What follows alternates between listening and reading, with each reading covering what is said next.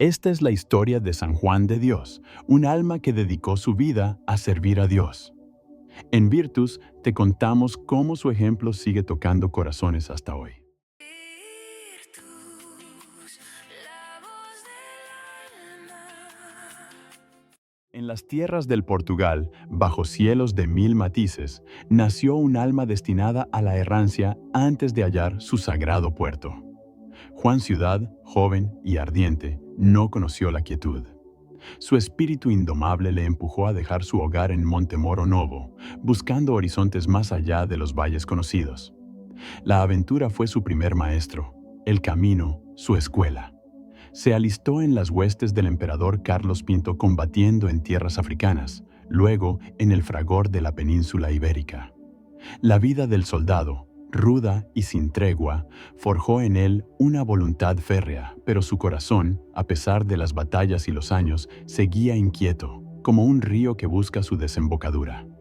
Tras años de armas y pasiones mundanas, encontró una efímera paz como pastor, vigilando rebaños en las llanuras, mas ni el silencio del campo podía acallar la profunda búsqueda de su alma.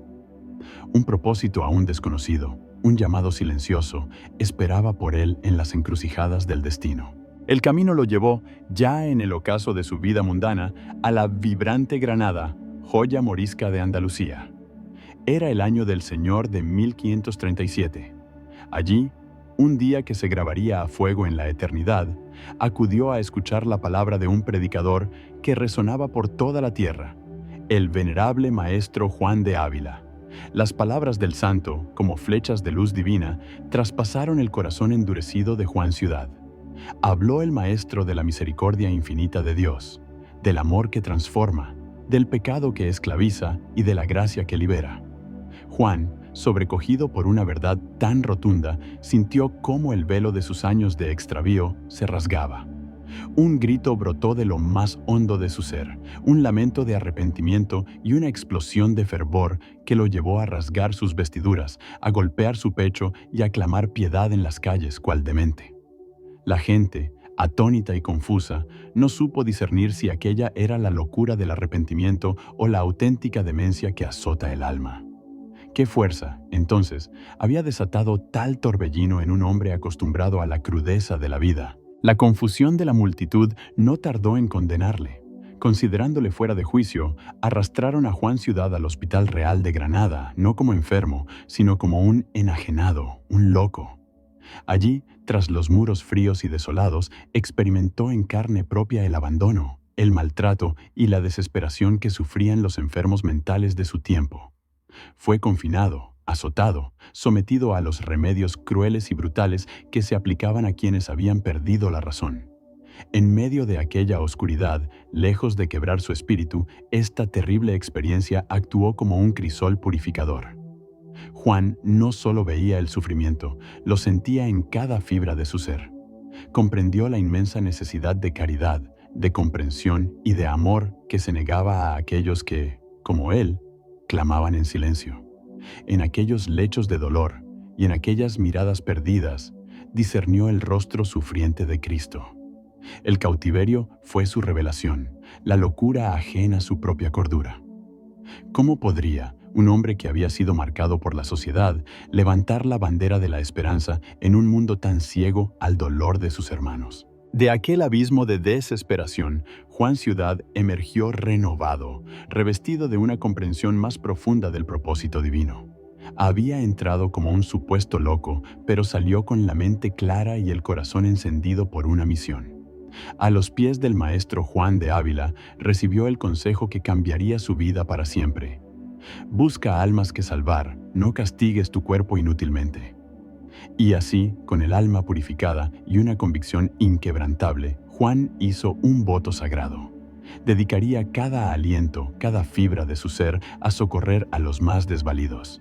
Comenzó su apostolado sin nada, mendigando pan y caridad por las calles de Granada, vistiendo harapos que ocultaban, más que revelaban, el nuevo hombre que era. Su voz, antes un grito de locura, se convirtió en un ruego humilde, llamando a los abandonados, a los enfermos, a los que dormían bajo los puentes. Con su propia vida como testimonio, desafiaba la indiferencia del mundo. Pero, ¿Quién confiaría en un mendigo que había sido encerrado por demente para liderar una obra de tal magnitud? La fe de Juan Ciudad, ahora llamado San Juan de Dios por su inquebrantable entrega, era su única fortuna. Con una tenacidad que desafiaba la razón, empezó a recoger a los desamparados, a los que se arrastraban por las calles, a los que nadie quería.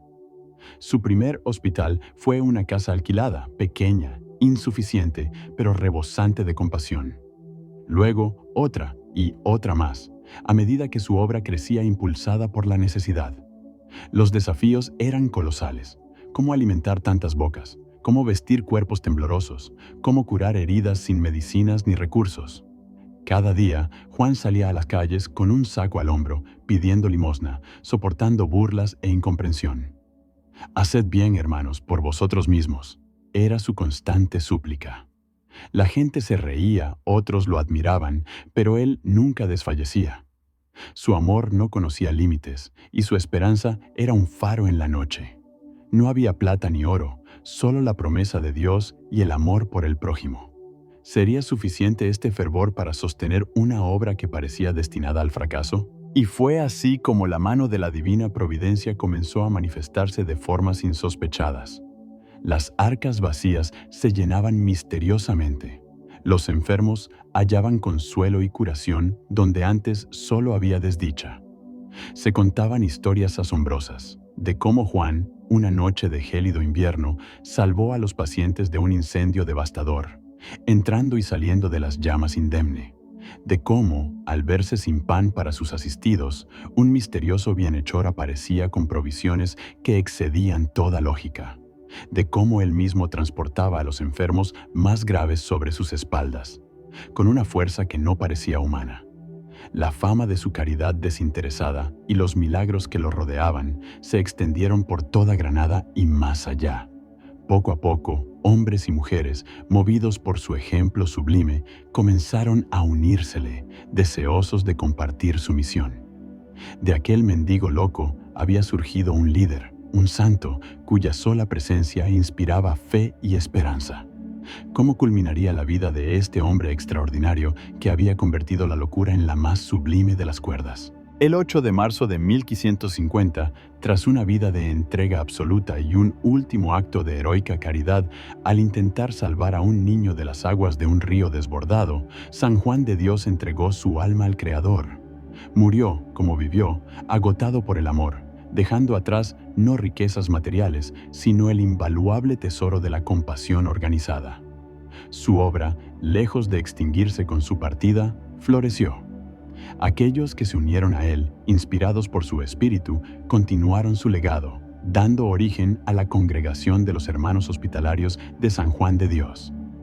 Esta orden religiosa se extendió por el mundo, llevando alivio y dignidad a los enfermos, los desvalidos y los marginados, exactamente como Juan lo había soñado. Su vida es un eterno recordatorio de que la verdadera locura reside en la indiferencia, y la cordura más elevada se encuentra en el amor incondicional al prójimo. La llama que encendió aquel humilde pastor, transformado en un gigante de la caridad, sigue ardiendo, iluminando hospitales y corazones, testamento vivo de que un solo corazón ardiente puede transformar el mundo. Cada día compartimos una historia diferente, así que no olvides seguirnos para no perderte la próxima.